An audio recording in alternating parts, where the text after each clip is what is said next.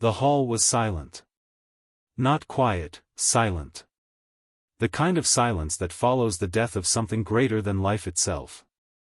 The air inside the Galactic Concord chamber was so still it felt carved from stone, as if the cosmos itself was holding its breath. 57 species sat across an obsidian table that stretched like a dark river between them. In the center floated the beacon of Accord, glowing softly, its crystalline surface pulsing with threads of light, until, without warning, those lights blinked out. The peace talks were over. The fracture came not with an explosion, but with words, cold, final, and cutting enough to draw blood from the very future. "You ask for our surrender," said Admiral Rhea Kalin, her voice steady as a blade. "You will not have it." Her words hung in the chamber, vibrating like a struck chord. No one moved. The alien delegates shifted uneasily, their many eyes, tendrils, and antennae glinting in the chamber's dim light. 1,000 translators buzzed at once, rendering her words into clicks, hisses, roars, and light pulses for every attending species. The Threxian High Speaker, a towering insectoid draped in ceremonial silk, clicked his mandibles in disbelief. "Admiral," he rasped, his tone barely restrained. "Do you understand what you are refusing? This is not a war you can win. The Concord brings the fleets of 40 worlds. Humanity's colonies are fractured, your numbers insignificant." Rhea's chair scraped against the obsidian floor as she stood. Her uniform, black with a single silver star at the collar, seemed to swallow the light around her. "And yet," she said quietly, "you expect us to lay down our weapons. You expect us to kneel. You expect us to trust the same Concord whose warships blockaded our outer colonies, whose peacekeepers opened fire on refugee convoys." Her voice hardened, every word sharp enough to cut. "You call this peace?" The chamber erupted in overlapping voices, a cacophony of outrage and denial. Rhea didn't flinch. She turned to leave. "Admiral." The High Speaker's mandibles snapped together with a loud crack. The sound silenced the hall.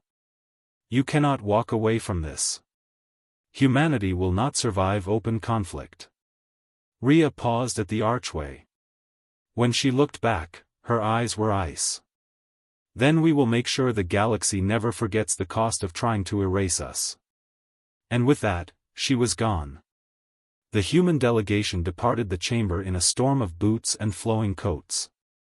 No one dared stop them. Not the security drones, not the guards at the gates. The alien delegates watched in silence as the humans crossed the vast crystal plaza, the beacon of Accord's light still extinguished behind them. In orbit, the Terran delegation ship awaited, a sleek dagger of matte steel, bristling with comm arrays and engine flares. When Admiral Rhea stepped aboard, the crew didn't need words to know the talks had failed. They saw it in her face, in the cold set of her jaw. "Set course for the fleet," she ordered. Far above the Concord capital, the stars shifted. What most of the galaxy still didn't know, what they hadn't believed humanity capable of, was that the Terran fleet was already here. Waiting. Silent. A wolf among sheep. One by one, dark shapes slid from behind the shadow of the gas giant that hung beyond the planet's orbit. First came the dreadnoughts, kilometer-long fortresses of steel, followed by the lean destroyers, then the carriers, and finally, the swarms of escort frigates like sparks around a bonfire. The fleet moved as one, a formation of perfect, terrifying precision.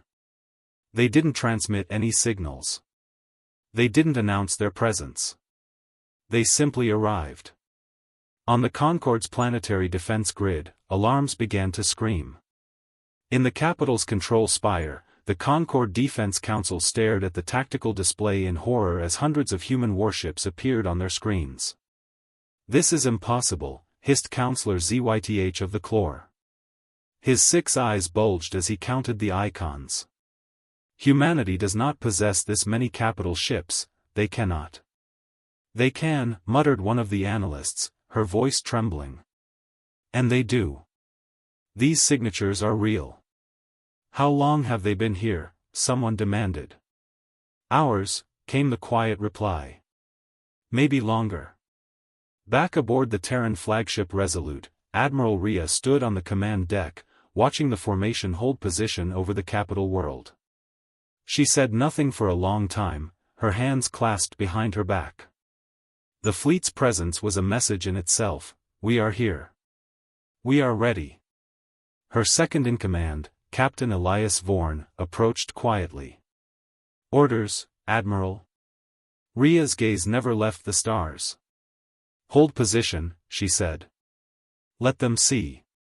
Vorn nodded, though his jaw was tight. You think they'll back down? Rhea's lips curved into the faintest, coldest of smiles. No, she said. But now they know this isn't just talk. Across the galaxy, news of the failed peace talk spread like wildfire. The Concord channels broadcast it first, branding humanity as dangerous radicals, as warmongers unwilling to compromise. But other networks picked up the images of the Terran fleet above the capital, black silhouettes blotting out the stars, and the message became something else entirely. Fear. For the first time, the galaxy saw humanity not as a desperate upstart species clawing for survival, but as a power willing, and able, to fight. And as the last light of the beacon of accord remained dark, the galaxy understood. Peace had died. War was coming. The first shot was not fired by humanity.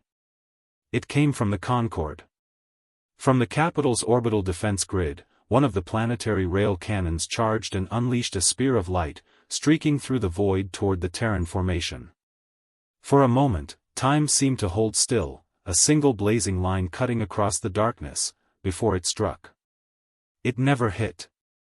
The beam slammed into a human shield frigate's barrier array, refracted harmlessly, and dissipated in a halo of blue light. On the flagship Resolute, alarms sang across the command deck, but Admiral Rhea Kalin didn't flinch. She had been expecting this. Target origin, she asked coolly. Confirmed, the tactical officer replied. Planetary defense grid, Site Gamma 3. They've fired on us. The bridge was dead silent. Rhea's gaze hardened. Transmit once, fleet-wide, she said. Open channel to the Concord.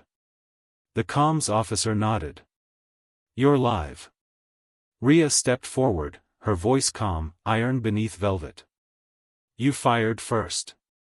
You will not fire again. Stand down immediately, or we will remove your weapons from orbit. No reply came. Then, all at once, the entire defense grid came alive, rail cannons charging, missile bays opening, a swarm of automated interceptors streaking toward the Terran fleet. Admiral? Captain Vorn asked, tension edging his voice. Rhea's answer was quiet, final. Engage. The void erupted. Terran dreadnoughts spat beams of plasma, carving the incoming wave of interceptors out of the black like sparks snuffed by rain. Destroyers broke formation and accelerated, engines flaring white, unleashing clouds of point defense fire that turned missile barrages into clouds of molten debris. The fleet moved like a single organism, every maneuver precise, every shot placed with surgical intent. And then the carriers opened their bays. From the belly of Resolute and her sisters poured hundreds of fighters, needle-shaped craft with glowing engine trails, fanning out in perfect, deadly synchrony. They dove toward the orbital defense platforms, weaving through incoming fire with impossible grace. When they struck, they did so with precision, railgun turrets exploding one by one, missile silos blooming into fiery spheres, entire platforms going dark. The Concord fleet scrambled to respond. Their own warships launched from high-orbit stations, sleek craft of alien design, their hulls shimmering with polarized armor.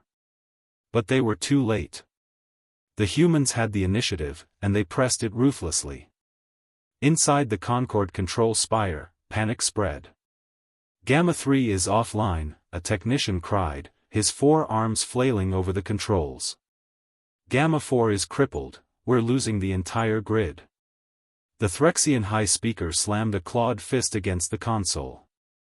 Deploy the home fleet. Now. They're still hours away from full readiness, another counselor protested. Then they'll fight half-ready, the speaker hissed. Humanity has crossed the line, we will burn them out of orbit. But as the alien fleet began to form up, something unexpected happened. The Terrans stopped firing. Their fleet held position again, guns still hot, weapons locked, but they did not press the attack. Instead, they transmitted another message. This one was not words, but data, targeting solutions for every remaining Concorde orbital weapon, every fleet asset in the system, every critical power relay and comm station.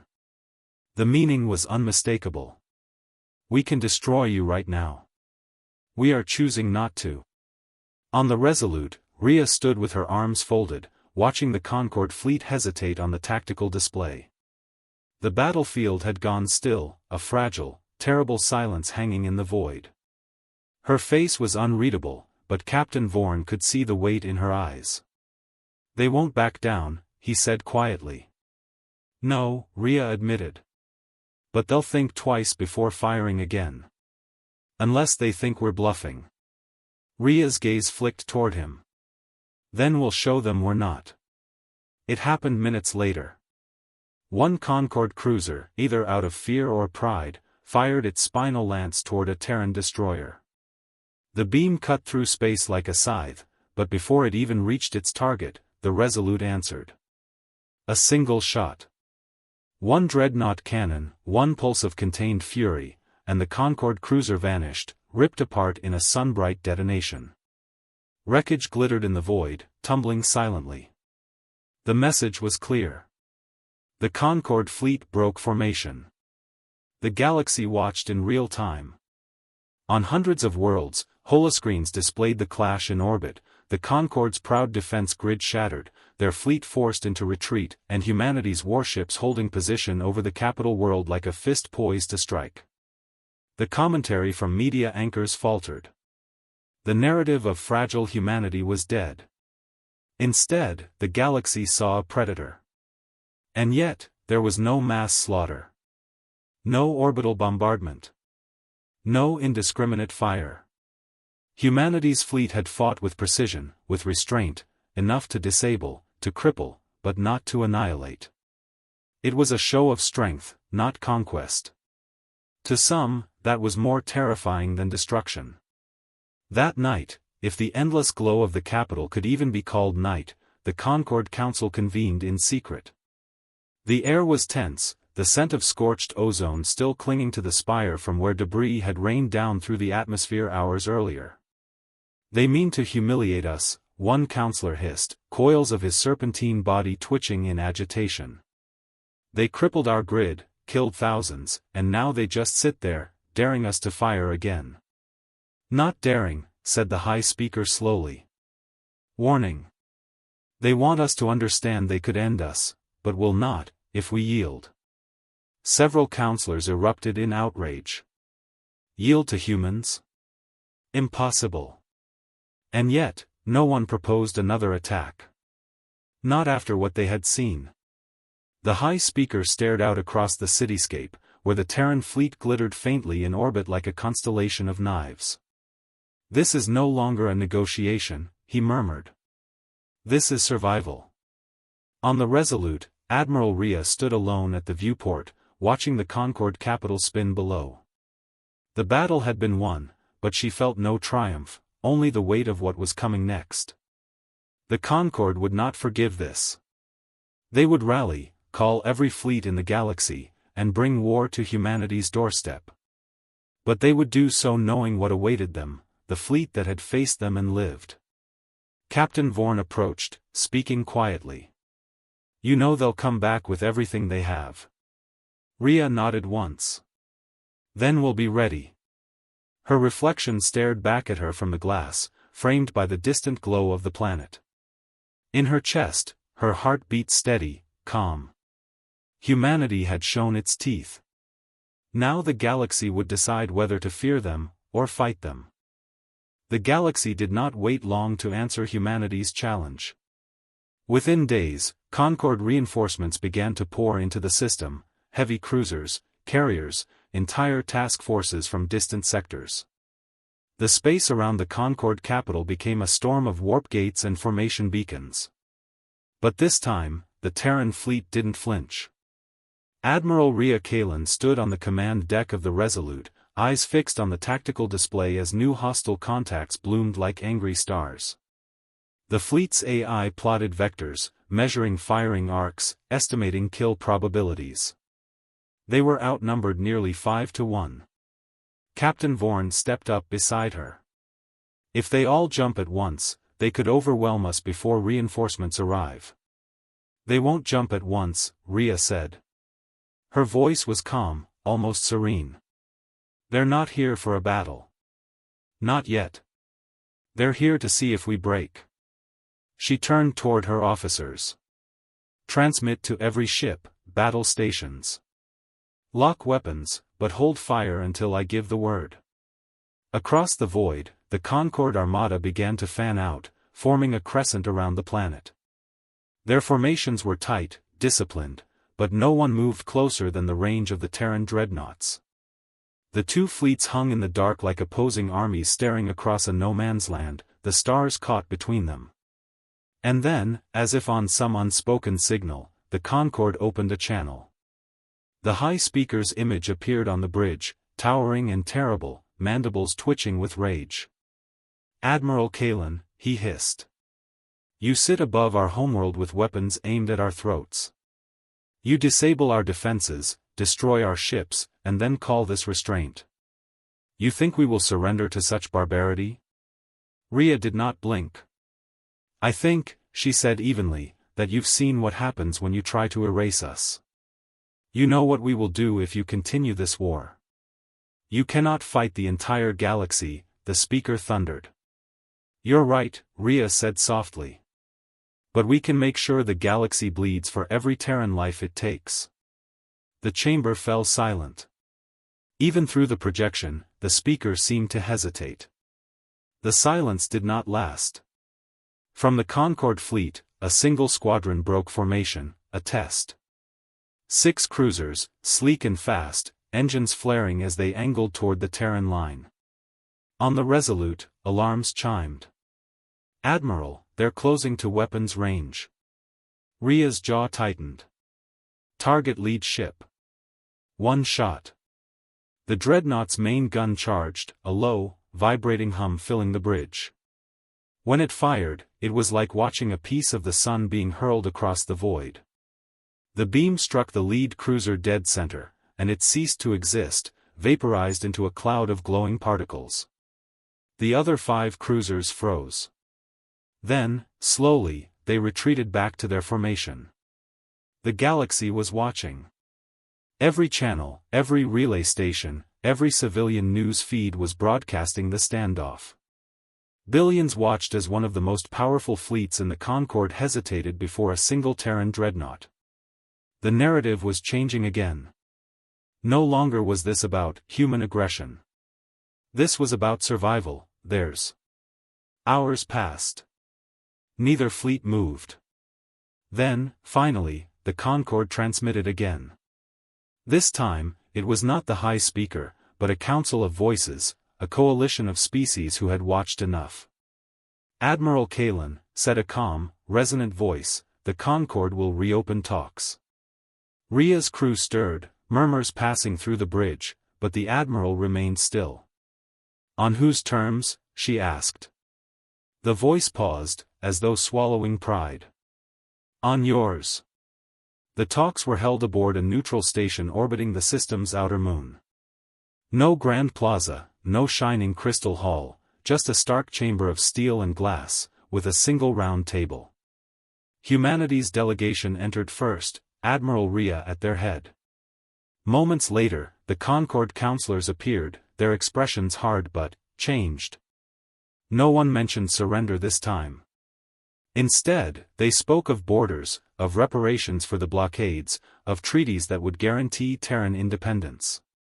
They spoke with measured tones, their words careful, deliberate. There was no illusion of superiority left, not after what the galaxy had seen. When the final agreement was signed, the counselors departed in silence, leaving humanity alone in the chamber. Captain Vorn exhaled slowly, almost disbelieving. "It's done," he said. "We actually did it." Rhea placed her hand on the table, feeling its cold surface beneath her palm. "No," she said quietly. "This was only the beginning.